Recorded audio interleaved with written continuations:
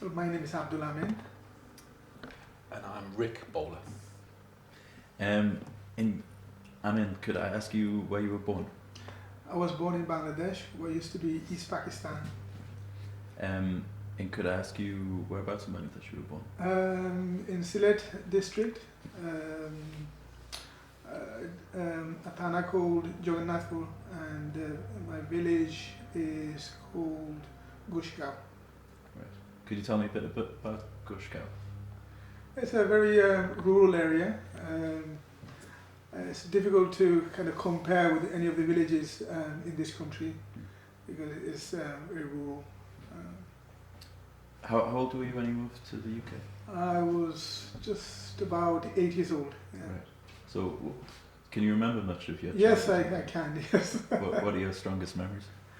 But leaving home or No, if you're living in Bangladesh. Bangladesh, yeah, sure. I mean, we lived in extended family, so there was a lot of people, living in the same vicinity, what we call Barry, and there was a nice community spirit about the whole village. So people used to kind of, look after one another.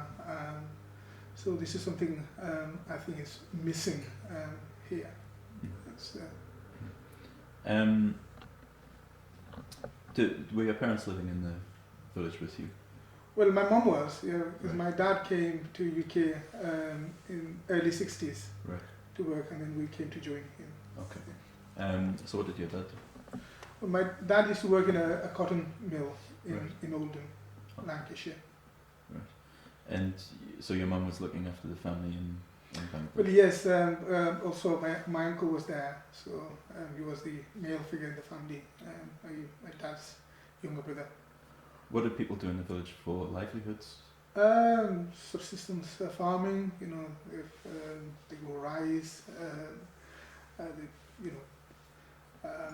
do their own vegetables, and also catch their own fish. So I mean, at that time, the staple diet was rice and fish, vegetables. Yeah. Right. We rarely used to eat meat, on special occasion. I used to sort of have meat. Yeah. Did you go to school in Bangladesh? Yes, I did in the primary school. Not for too long. Right. What was school like in Bangladesh? Well, the memory that I have of school is one big long room full of children.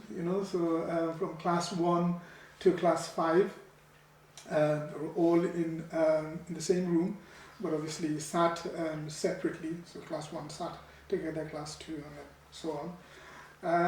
I can remember we only had 2 teachers, and the discipline was there because if you misbehaved, you got caned, so everyone was quite fearful of the teacher.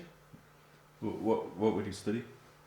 Sorry, I was just in a primary Right. school, yeah, so it's just learning how to read and write in Bengali. Right. And then, do you remember your journey to the UK? Yes, I do, yeah, vividly, yeah. It was when the first time we went to Dhaka, the capital city.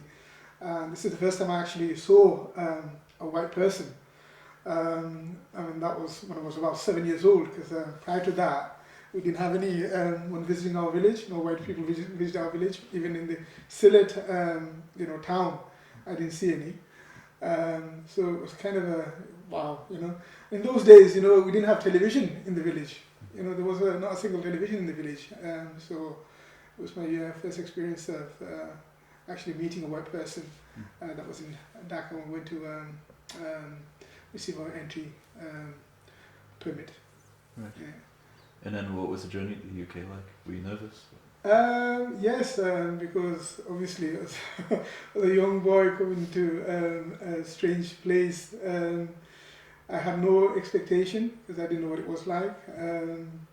Obviously, when I first got out of the airport, right, I didn't see so many cars before. So it was, and so many people as well in one place. And our journey actually took nearly 4.5 hours because we came from Heathrow, got to a taxi, we got into taxi and then came to Oldham. Stayed in my auntie's house for a few months. Yeah. So how long did you live in Oldham? Oldham, I lived in Oldham 9 years. Right. Yeah. Did you move to Sunderland after that? That's right, yeah. Right. So could I ask you how you first came into contact with the Bangladeshi community? Yeah, so in Sunderland. Yeah. Well, I'm trying to think really my exact route in, but I think it would have been through Amin. Amin was a youth worker, had been a trainee youth worker really with what was then the Bangladeshi Youth Association, and that turned into Young Asian Voices, and the first qualified, nationally qualified community youth worker from the community in the northeast. One of the very few, only BME qualified youth workers in the northeast. So, you know, and we got on very well. So, and we both had some things in common, lots of interests in common. So that really was my way in, and it was really primarily interested in the children and young people, if I'm honest. It was really about the future of how we could provide better services to children and young people. Mm-hmm. So were most of the people that you met in the community, was mainly focused on working with young people? Well, my focus was that, but of course very quickly one begins to realise that that in youth work in particular communities, but actually I think this should be the same for all communities, if I'm honest, that children and young people come from families, and they come from people who look after them and care for them. So we ought to keep in our mind who looks after them, who brings them up, and where they come from, and because I think we have a duty of care to think about other kinds of knowledge and other kinds of wisdoms that come before us really as professional workers. So I was always interested in that. So as a consequence of coming and working with the youth workers and the young people, it very quickly became apparent to me that I ought to meet their families and parents and older ones. How easy was it to develop relationships with the community? Well, I find it very easy, if I'm honest. I mean, I have to say that I can't think of anybody that was unpleasant to me at all. And I think that my journey as a British person from birth onwards had not always been that. So I was really pleased that people took to me with such respect and such care, actually. So I think, so I found conversations initially very easy to have. Of course, there were issues of language sometimes. I'm monolingual, like probably most English people. I mean, I come latter years to understand these things, and utilise identity ideas. So of course I was born in England, and I'm pretty much been constituted in England. So and like most English people, we have a very poor education system for teaching more than one language. So I didn't speak any other languages, and of course all the parents' primary language was Sylheti, really. Many of those people might have spoken Bengali too, but Sylheti was a primary language, and then English is a second language. How long did it take to overcome things like language difficulties? Well, I don't know if it's an interesting question, actually, that, I don't mind saying it, because I'm not sure one ever overcomes it, because I'm not sure that, depending on where one is positioned in it, the overcoming is either a majoritarian or a minoritized perspective. So I think I've never really overcome it, because I'm still monolingual. So I, in that sense, I have maybe those closest to me might sound a bit lazy, because I don't go out of my way to learn other languages. but in truth, I never really overcame it. But in many ways, it was very easy to overcome because, so if I can give an example, I mean, Amin and I got involved at some point in those early years to do some work for Age Concern around the needs, health needs and health concerns of Bangladeshi elders. And there was myself, Amin, and Andrew Field, actually. Andy was involved in that. And we would go and interview, and Amin and I did many of those interviews, and they were often in the evening. Both of us worked, and we had to then find time later on. And of course, you know, Amin fluidly moves between different languages in a way which I'm envious of. I don't. So he was often my ears and eyes, but I sensed the world well, you know. And I think again, so in that sense, all the people we ever interviewed and worked with, I found very open to what we were trying to do. I was just wondering if you could tell me a bit about what you thought the relationship was between the Bangladeshi community and the wider population of Sunderland. Okay, I mean, maybe if I can start, I'll start on that because well, my original experiences, if I want to be very clear about this, because I do remember it well, and I now reflect on it a lot in terms of why did I get involved, what was going on, was when I first came down, I did see a lot of little people, children really, wandering around, often looking a little afraid, if I put it in those terms. Whether they were afraid necessarily, I don't know, but they looked down a lot. They were, and there was a lot of hostility. There was a hostility in the wider environment, actually in the whole region. Sunderland is not specific to that. When that was? Yeah, we're talking in the 90s. So, and I can only imagine, because I didn't know it before, but I also know from my own experiences of being in the northeast that things were pretty hostile in the 80s and in the 70s too. So, I mean, not by everybody, I need to say this. Of course, there were plenty of, the northeast and Sunderland has a very good and long tradition of anti-fascists work and, anti-racism and social justice work, and so there are people from all sectors of the communities have done that. But there was a lot of hostility and a lot of ignorance, really, in the mainstream community. And so those early experiences for me, of course, I'm having them secondhand, but I'm working with children and young people around those experiences, really were stark to me. This was a community that I felt wanted to belong, had a great belonging. I mean, it was as I say, I was treated with the most utmost love and respect and care, but didn't always feel like it did belong, because the city didn't know how to quite do that.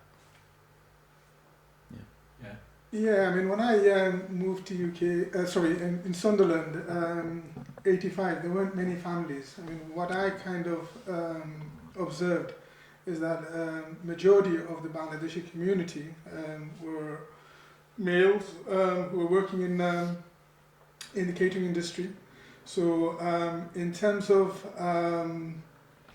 integration, right, it wasn't there. It's pretty much segregated community, right?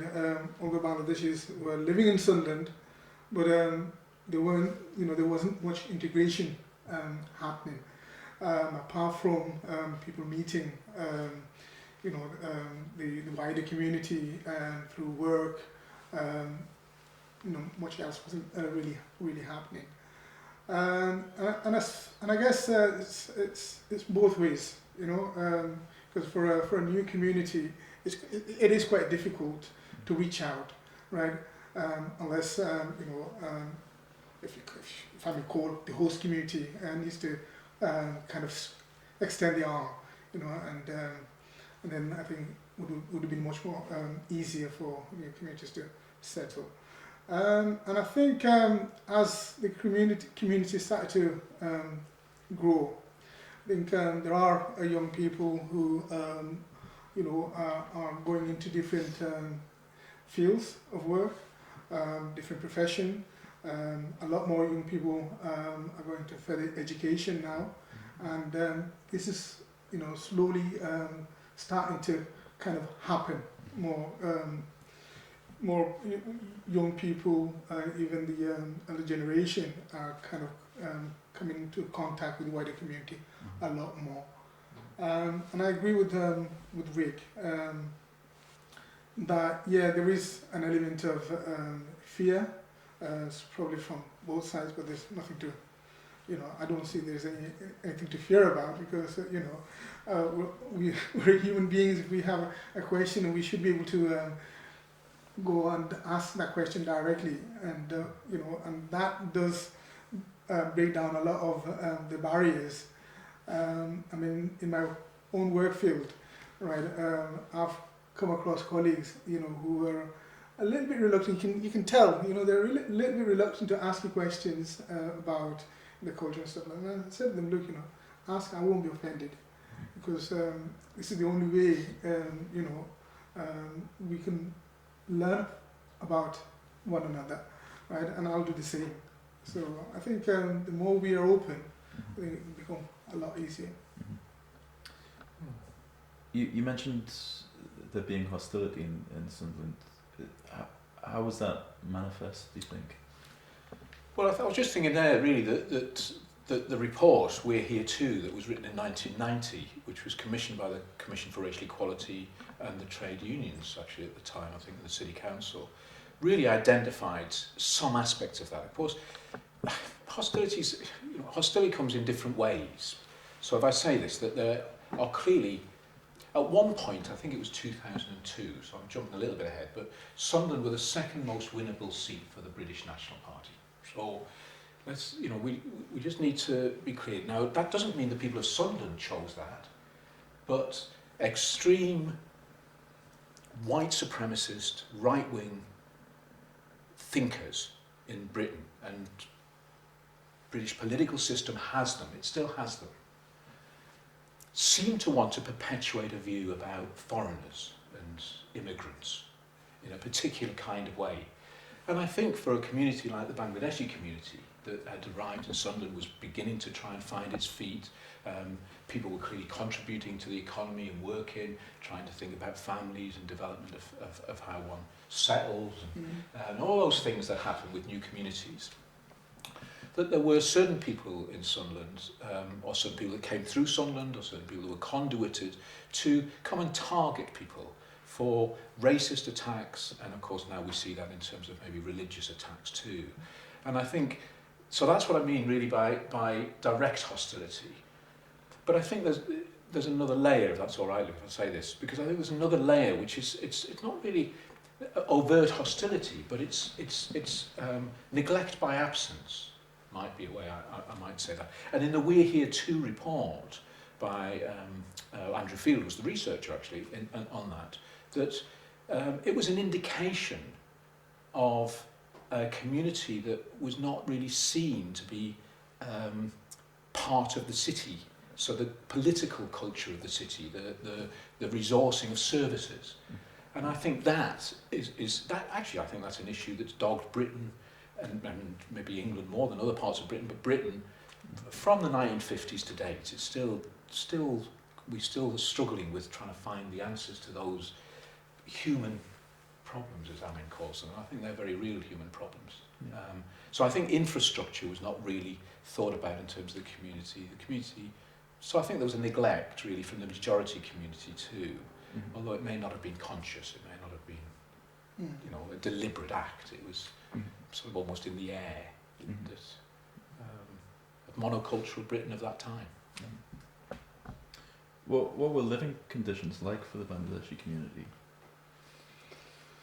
Well, when I can only talk, when I first came to Sunderland, I think there was two distinctive communities.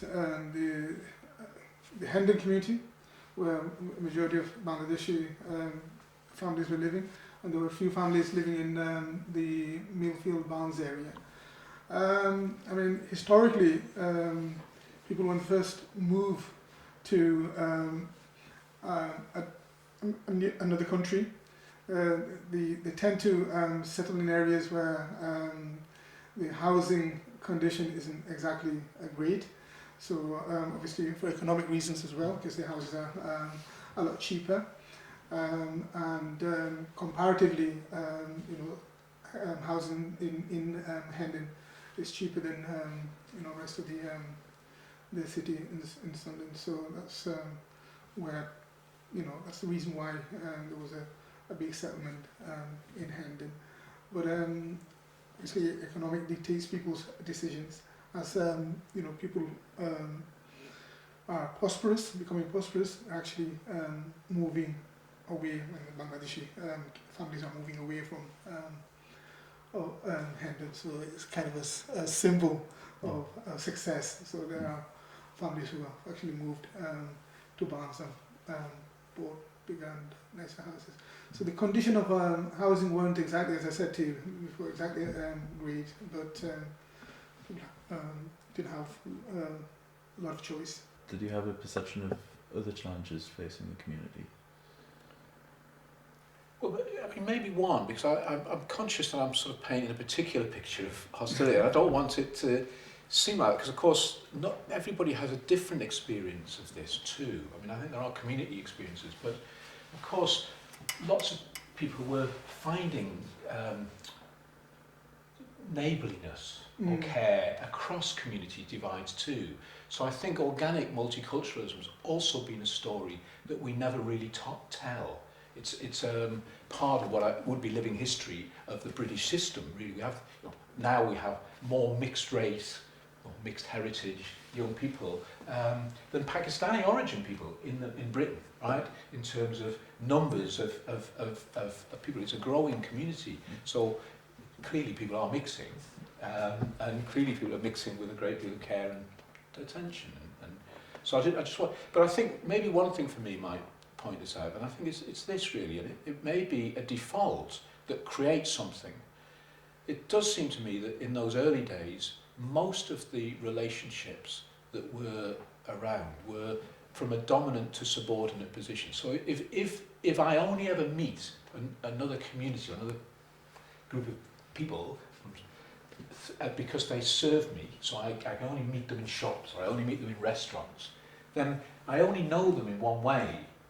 But of course my schooling will have told me stuff too. So I think what I'm saying is that there's some complications here about our own education system here in Britain, about how we tell people about others and ourselves, which I think has been a bit of a gap. And I think that was also the place where people arrived in Sunderland. It wasn't that Sunderland itself was hostile, it was that the British state and its educational processes about explaining empire and colonies and imprints, Britain has imprints everywhere, and it still has them, is just an explanation sometimes of those for everybody has been a gap. And I think as a consequence of that then, the points of meeting have become a little harder, I think, because there's more to explain, but not everybody knows the explanation. Yeah. That's where I think, but I think for me that's where I think the educational processes were very important for us in trying to develop youth work, and because all of the children, all of the young people, whether they're from the Bangladeshi community or not, were our heart and concern. We were interested in how we bring young people together because they're from Sunderland, they're here, this is their city, and they're our future. That's right. And that's right. I mean, it is a challenge for the city as a whole, the Bangladeshi community. It's the next generation. How do we offer them a better future? And for the Bangladeshi community, they've got to sort of come out and be proactive and make those efforts, right? So the next generation, right, can find some examples. So now I think if you compare the time about from 30 years to now, I think there is a big difference in people's aspirations. When young people are aspiring to do things that their parents never thought of. Yeah, I remember in the early days when I came, people that I knew hardly ever owned a car, right? And now, Bangladeshi families, 2-3 cars are in one household. So I think that aspirations are changing, and through that, education is important, and I think parents do realize that, because my parents' generation, they didn't see, when they first came, because they were invited in to fill the gaps in employment, right? I think it's important to say that, right? And their view at the time was that we would earn, we would go back to our homes, but it was soon when families came and joined them, right? They realized that home is here, right? Nobody wants to go back to Bangladesh, right? In my, for my children, right? Their granddads, the grandparents, both sets of grandparents, right? British, they're here, right?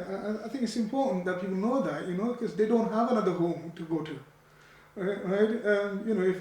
If my children would go to Oldham to see their grandparents, so when people say, go back home or wherever, where is home? Home is where you live, and that's Sunderland is home. Do you think the community as a whole overcoming some of the challenges they've faced in the past? I think so. Yeah, I think so.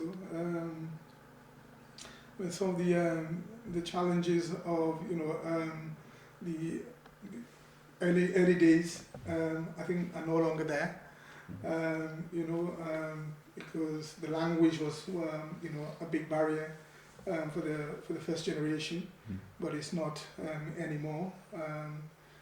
For their offsprings, and in terms of knowing the systems, I think people are a lot more aware of where to go. The rights as well. They're more aware of the rights. So in that sense, yes, it has been much more easier for the current generation. No, I agree with Amin. I think that it bodes well for us always to kind of relook at where things are and take stock of the changes that have happened, and maybe also look at some of the continuities, some of the things that seem to be continuing within, again, what I would say is the British state's approach to this, these realities. We're a multicultural nation. We keep being told this. I think we are. I think it's one of Britain's great treasures. Doesn't seem to look after it very well, but it's a really great treasure to have, because actually it's a good pool of resources to have knowledge systems from all over the world, influencing the way we might build a society is it's not bad starting point, but I think in terms of Sunderland and the communities, what I would say is, I see a huge difference. As I think some of the young people I'm very, very proud of when I meet them and look at them as some of the young people we worked with. I'm absolutely stunningly proud of. I think that they're parents now. They're grown. They're in their own families. They're contributors to the society, but they see themselves very much as part of this city, and some of the newer young people, if I could say it that way, some of the younger people I've just recently talked to, and I was bowled over. Some of the young women and some of the young men were telling me about how proud they are of the city and how proud they are of the city of Culture Beard, and wanting to be. They want to be at the heart of that. They want to be able to speak up about the journeys of their forefathers and generations that came, and so they're thinking differently, I think, about who's here and who belongs. What I would probably also say, Luke, is that some things, the continuous things, still unfortunately dog us a little bit. I mean, austerity is not good, so I think that has not helped at all. So we have a current political establishment that seems to want to blame ordinary people for the plights of very wealthy people, fiddling financial systems, and then running away with money, which is a global problem. It's not really a problem that really was necessarily created, certainly not created by ordinary people in Sunderland. That was definitely not the case, wherever their backgrounds are from. And yet actually the austerity measures have really created some difficulty because there's less resources and less services and less ability to have mediators and negotiators to try and help empower young people to take on some of the questions that people still carry in their minds. So there's a bit of a fight for resources, I think. There's a sort of almost a, how dare you have those resources? They're our resources, as if somehow, something about my own history here. My mother and my family have contributed a huge amount in tax to British state, and I don't see them as, for me, I see these as part of our collective duty, and I know that the Bangladeshi community and other communities have committed and contributed a lot. So these resources we should talk about them as collective resources rather than owned by a particular community. And that we've got to overcome a little. What about the current state of racism in Sunderland? Do you think things have got better or worse? We've just had St George's Day, right? Which I've got several people conduit through my life at different times. So I have Iranian friends who tell me St George is Iranian. I have Portuguese friends who tell me that St George is Portuguese. That St George is a somewhat mythical character, which of course. So we ought to have multicultural celebrations about this character. In every city, in every village and town in Britain, but it seems to be a bit of a particular kind of English problem that haunts us here. So we have the English Defence League, who seem to think that they can come and spew out, I can't think of another way of saying this really, Islamophobic nonsense. They try and utilise the politics of identity to attack people who without ever having the courtesy to come and talk with people and meet people and think beyond their limits. And we still have and we have of course a European debate being played out around some of these things. So I think we've got those problems in Sunderland as we have in other parts of the country. And my hope is that we have enough resilience in the city and we have enough good people in the city to be able to find our way through that and protect those innocent, vulnerable people from attacks. But there are still violent attacks and there are still aspects of hate crime that appear in this city, and I think we should have a zero tolerance on all forms of imposed violence, extreme violence, and until we do that, then I think what we are in danger of doing is isolating people. So. Well, it's important to say that people of Sunderland are standing up to English Defence League, because they have been here a few times because they were protesting against a mosque being built in Millfield, but it wasn't just the Muslim community. The Christian community also stood side by side to oppose some of the stupid views these people hold. So, which was really, really pleasing to see. And as like Rick says, yes, it is there, and in the main majority, people are I think, are good. Yeah, there's only a few who would spoil it, and then there's others who cleverly use the current situation and they actually manipulate some people who are vulnerable, people who are struggling, and it's this whole nonsense about, if they weren't here, then this problem wouldn't be here too, because this is absolutely nonsense, because in all communities you have people who really work hard for the money, for the living, they want to best and there are, in all communities you get people who want to live off the state, and it's a total nonsense when people actually use the minority communities.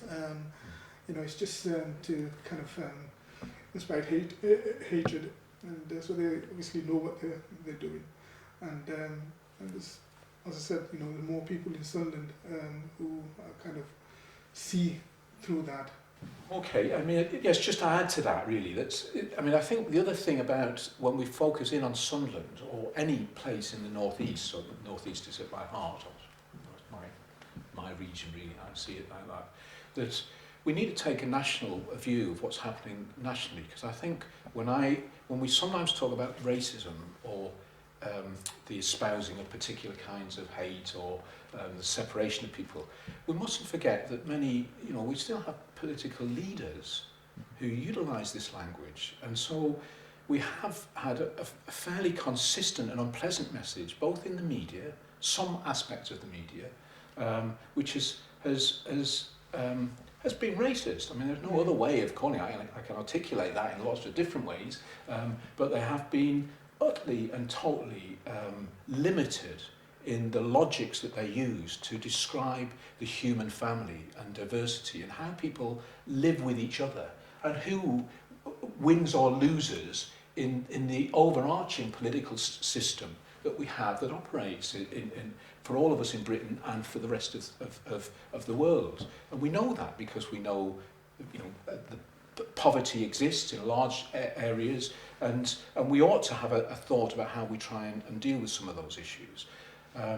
So I think when we think sometimes about how racist is Sunderland, so if I use that as a question, I always think how racist are our current bunch of politicians in the games that they play, whether it's political rhetoric or whether it's things. So, even when Boris Johnson tries to accuse Barack Obama of a comment that he makes because of his African heritage, because somehow in his African heritage he may have an axe to grind against a British colonial system, with of course back to the fact that we never have any education about this. What was this British colonial system? How did it operate? And of course it was very violent as well as very building infrastructure. That I think when we have that, then there are going to be people in every part of the northeast, every other part of Britain, who have never met people, so they don't know whether that's true or not. They believe these people because they're kind of celebrities. And I think those people have a responsibility to the rest of us to actually either get better educated, right? We could easily do that. They could come on the programme, we could teach them, that's not a problem. Or shut up, really. Because I think the people of Sunderland can build something themselves. You mentioned that you thought that there was a lower level of hostility, a sort of a neglect, I think, like the level of the local authority and things like that. Do you think that's getting better, or...? Okay, I don't know whether I agree on this, you see. I actually think it's this. I think, of course, I'm an optimist, so I always like to think things are getting better. And I do think if we put our efforts into helping empower young people to be more questioning and more critical and learn from each other across all sorts of differences, I have to say that. And the youth service, when it was at its height in Sunderland, was brilliant at doing that. It had fantastic youth participation organisations and groups. All that's gone. The government cuts have stolen that. They've taken that away from the city. But those young people are still there and they benefit. But I think that what I would say is that there is still a monocultural, overarching viewpoint amongst many of our civic leaders that I might have a particular language for. I might talk about it through a particular lens, a moral economy of whiteness, a particular way of articulating the world that only sees the world through their lens. And my hope is that the City of Culture bid can begin to enable other voices to come into that, because there are some really fantastic people in the city, whether they're at the university in terms of some of the international and homegrown students that we have, or whether it's in the communities that who have a vision of a future which I just think I want to be part of. So I think it's that's the battleground for me, is how we can make this a much more intercultural, interconnected, cohesive place. Partly so the little people, going back to don't look down, they look up, and they look up with pride at each other and where they're all going. Yeah, then job done, really. What do you think, Pat? Resources are tight. I mean, there's no two ways about it. I mean, it's a lot of the the local authority had to take a massive cut. I mean, it's not just Sunderland; it's across the country. Obviously, services that were there for young people, in some cases, are no longer there. So that makes it difficult. But as Rick says, we are hopeful, because young people are the future, and all that good work that's been done, it's not wasted. I still meet some of the young people that I've worked with many years ago, and they remember sometimes we, because I'm in youth work, right, and sometimes we're asked for impact, and people want instant result, right, a quick fix. With young people, with people, it doesn't work like that, right? The reason why I'm saying is because I still get stopped on the street, right? Young people who've been with us to Germany on exchange, they talk about the experience that they've had, and they even tell me, because of this, because of what you said, or because of what we've done, right? I'm thinking differently, right? At the time, right? The change wasn't there, but obviously over a period of time, right, the change did take shape. So I'm an optimist, and I think the future is good for young people, and we have to believe in that. But obviously things are tight. And things can go backwards too. I mean, I practically, I think Amin's right to remind us that austerity is bitten very hard in the northeast. We were at a disadvantage to start with, and some recent research has come out to say that some of the local authorities in the country that are the wealthiest, and were the wealthiest at the beginning, have done less badly out of the cuts of government than places in the northeast, which are really poor. Some parts of Sunderland have real problems of getting over issues of deprivation, both from the industrial decline, the mining industry going, and I think, so Amin talked about the trip we did to Germany. In fact, we had a twinning with Essen and with youth workers there. One of the things we saw in Germany was that in the same period when the British government here was closing industries in a heartless way, in a cold way, in a quick way, in a brutal way, without any forward thinking. I think we got offered gardens, something, flower shows, but no infrastructure. In Germany, they planned it over 15 and 20 years. They retrained their workers. They thought about the differences of the different ages, and so Essen they looked at us with a little dismay when they came, and they understood that some of the social problems that might have arisen from those times. So I think, I suppose part of what I feel is that if we make poor political decisions nationally, locally, right, it is possible for us to move backwards, and I think that is worth the civic society thinking about, because I think we all have a duty to try and help build something better than that. What do you think the Bangladeshi communities contributed to Sunderland?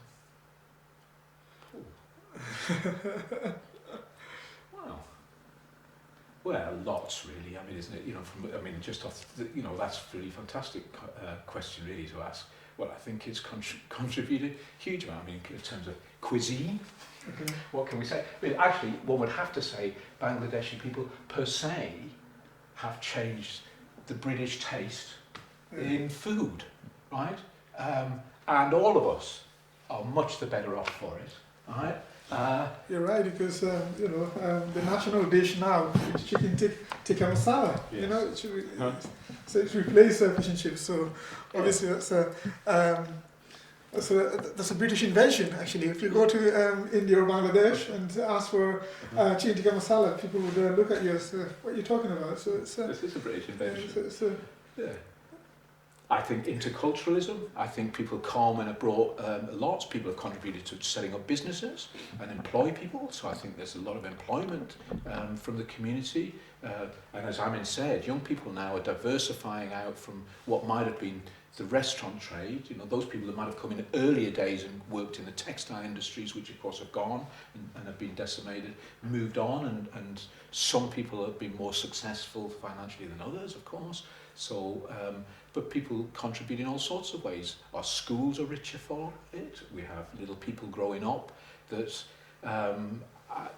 come with, a newness and a mixture of friendships, which I think are stunning for us.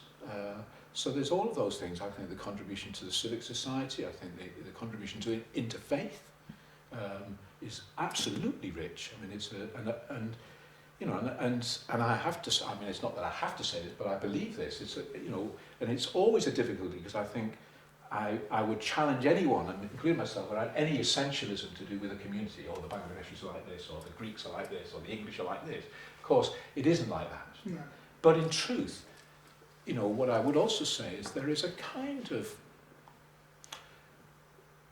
maybe it's a Sylhetic cultural thing, I don't know, but there is something that is also about warmth and welcoming, which I think fits actually with a northeastern warmth and welcoming, that adds to that. It's a contribution to maybe some of the older traditions that the Northeast prides itself on. As warm and welcoming, we could leave our doors open, we can, we're neighbourly, we care, the things Amin was talking about really in terms of growing up, those aspects of wider family care and concern are really important for us all. And so I think in those senses, as an outsider, that's what I feel. I think you're right, Rick. I think it's important to kind of point those issues out as well. Because I think if, say, for example, in any community, right, you didn't have some kind of interactions with another community, right, you don't become richer in culture, you don't become richer in education, because we can learn from one another, and surely if the Bangladeshi community didn't come to Sunderland, right, Sunderland wouldn't have known about, as you mentioned, the religious aspect, when there's teachers who've actually gone to Bangladesh because they've got like an intercultural project going on between the Bangladeshi school and schools in Sunderland. So they've obviously taken some of their experience and their learning over there, and surely they've brought something back as well. And I think as a society, I think we grow richer by interacting with people from all walks of life. And the Bangladeshi community, I must say, because I'm from that community, it's a hard-working community, so there's a strong work ethics there. It's a misconception that people take from the state, but in fact, I'm really proud to say that because my community have created jobs, right? The Bangladeshi people, right? Even though they found it hard to kind of get into different jobs. They created an industry which kind of served the local community as well as created employment for not just for the Bangladeshi. When you go into a restaurant, you see the maybe Bangladeshi staff. But what about behind the scene, the suppliers? They've created work for suppliers that supply to the industry. So there's a lot of people are linked in that. So we're kind of dependent on one another. So in that sense, I think they've made a massive contribution to the society in Sunderland and in the UK. Did you have more to say? No, I'm happy with that. No, I mean, I think it is. It's fantastic, isn't it? I mean, I think there's also... I was probably going to go and say something about international trade union links and things like that, which are also we don't get to talk about so much now. I think they're I think they might be banned by the government or something. We're not allowed really to talk about these sorts of things. But actually, those issues too are part of traditions that come both from struggles in Bangladesh for social justice, if we think, and struggles for social justice in Britain. There are lots of those links too. So when industries like textile industries end up in Bangladesh really exploiting very vulnerable people or workers, that is our imprint too. And so I think in that sense, I suppose it's the knowledge and the wider cross-cultural understanding, which are really rich for us. I mean, of course, not just the Bangladeshis, but others. Yeah.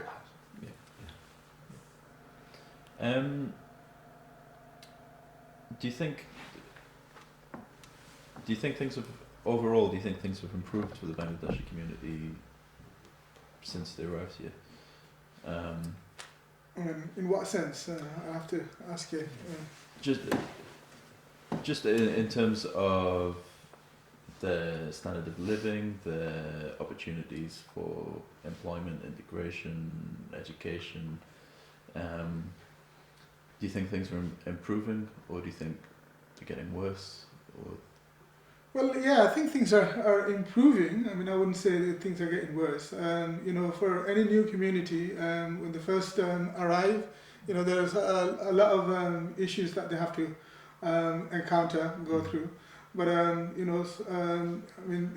if you compare the Sunderland community, which is still a very new community compared to a Bangladeshi community who was settled for a long time in, say, Tower Hamlet, right? We're still kind of new. So, I mean, in Tower Hamlets, things have improved massively for Bangladeshi community. A lot more, people are into education, into diverse job market.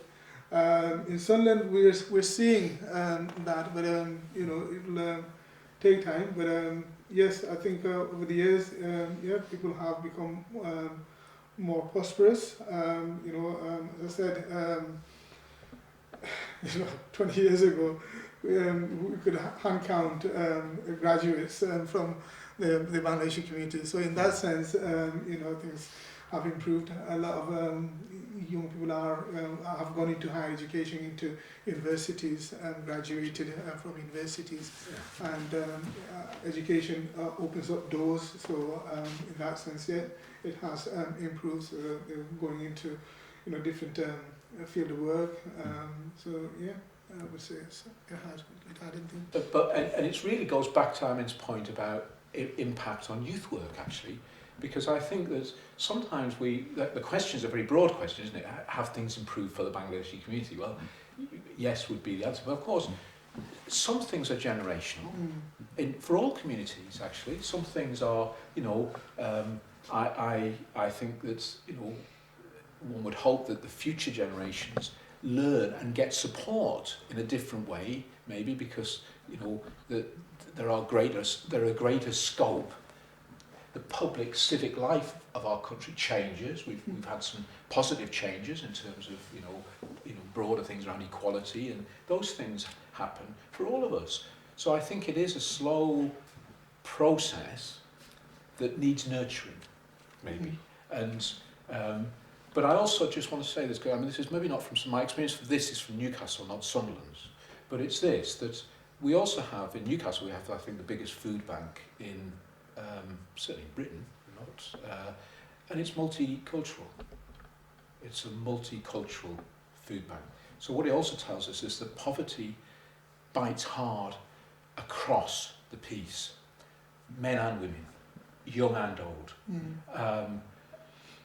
able-bodied and disabled, if we use those kinds of terminology, right? And I think that's also important for us to remember, so that there are some people in all communities who are going to do better than others, and so we need to just keep an eye on the most vulnerable in any community and make sure that we all are just making sure that there is a soft landing for those people who haven't been as fortunate, or for whatever reasons. Finally, could I ask you what your hopes for the future are, both for the Bangladeshi community in Sunderland and for Sunderland as a whole? And for the Sunderland as a whole, want to see the city prosper. I want to see more shops in the high street, because when you walk in the high street, it's a sad state of affairs, because I think we've gone back in that sense.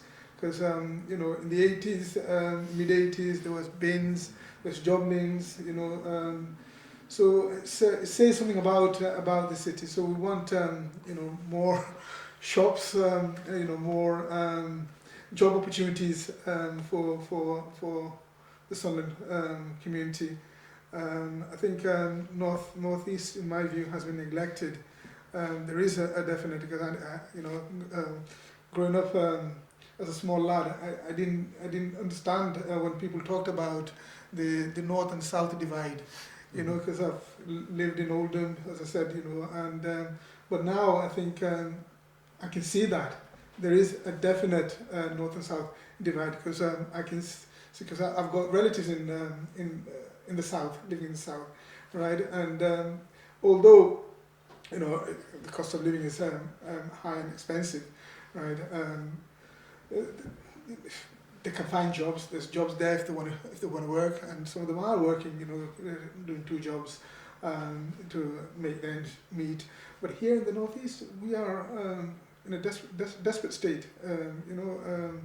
Because even if you want to work, there's not that many opportunities are there. So I think I want to see more opportunities for everyone in Sunderland. Yeah. No, I endorse that. I mean, I think, I would like to see the future. I think it's always difficult to put everything into one basket, isn't it? So the City of Culture bid becomes important for us because it's a potential conduit to really think about what kind of a future does this city really want to have. How do we bridge generations? Actually, how do we look after the older members of the community in a proper way? We have a health and social care system which is disgusting. Actually, we treat lots of older people in ways which I think is not really part of maybe cultural traditions from the East. I might use those things if you Bhikkhu Parekh, that talks about these things in his work around multiculturalism, ought to also be about maybe picking some values from other places where the tradition of maybe looking after is a little not lost so much. So I think we could bring that kind of love and care to our daily life. And I really would like to see a lot more intercultural, critical educational processes for children and young people right across this city, whichever background they come from, whichever, we village, if we call them villages, so that they are actively helped to contribute, whether they're from some of the places I go and visit as a community youth work lecturer, where I think there's a lot of poverty, but there are people in those communities trying their best to struggle against that. So I'd like to see that. I'd like to see a better civic engagement, more forward-thinking, open politicians and political leaders and civic leaders who actually can be trusted. We need to find that again, I think, and you know, that does mean that people have got to start speaking to each other and speaking to something bigger than where we are at the moment. That's it.